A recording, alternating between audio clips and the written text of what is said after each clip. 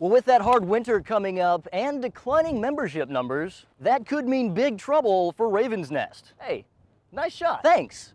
Well, John, I am standing on the 1300 block of Groesbeck where just over 24 hours ago, a man was shot and the suspect fled on foot. He told me that cleaning the restaurant top to bottom was his top priority after it was revealed that as many as 26 people became infected with salmonella poisoning. I gotta tell you, I've been out here all day talking to Aggies from near and far who have come to reminisce about the good old days of the Dixie Chicken. I'll step out of the shot here. Now, they tell us that the man shot in the chest was taken to St. Joseph Hospital. We don't know his condition yet. Well, John and Meredith, what started as a gathering of family and friends turned into a deadly shooting on Saturday night. Well, Haley, it is that time of year for severe weather here on the Gulf Coast, and the local Red Cross volunteers are doing everything they can to prepare for the worst. When I first spoke with Robert Sturdivant, I thought he was much older than his 15 years, and talking with him about his work with kids that have been affected by cancer in some way, it's easy to see his passion and determination. Well, Haley, thanks to the Restore Her program, which supports at-risk youth, Bethany, who is one of the residents there, is celebrating her 16th birthday this week.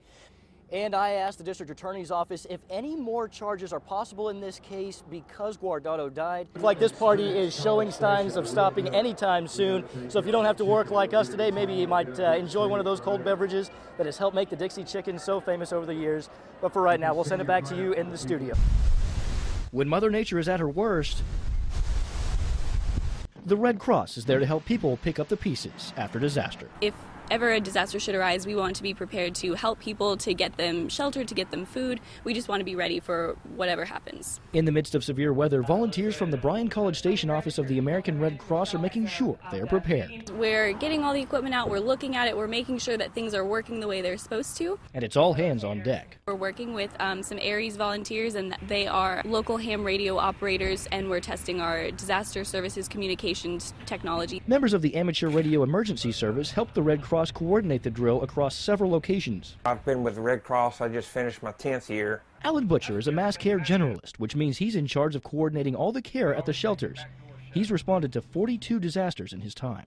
Every disaster is different, so you have to readjust and be able to readjust whatever the situation calls for. After this extensive training, Brazos Valley Red Cross volunteers feel prepared for just about anything.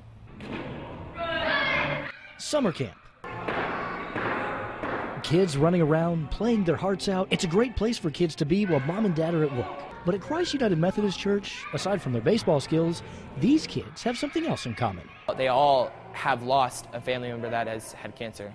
Robert Sturdivant is a Life Scout, and he's in charge of Operation Kids at Play for his Eagle Scout project. I mean, I made it so far.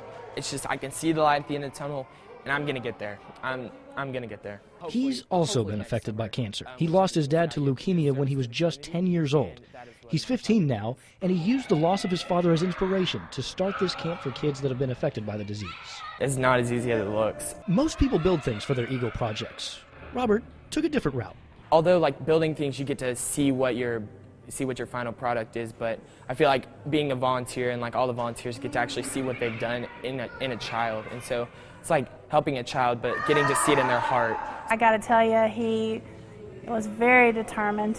You know, he spent a lot of time on this, just figuring out the agenda. And as for the kids, well, it's real fun and exciting.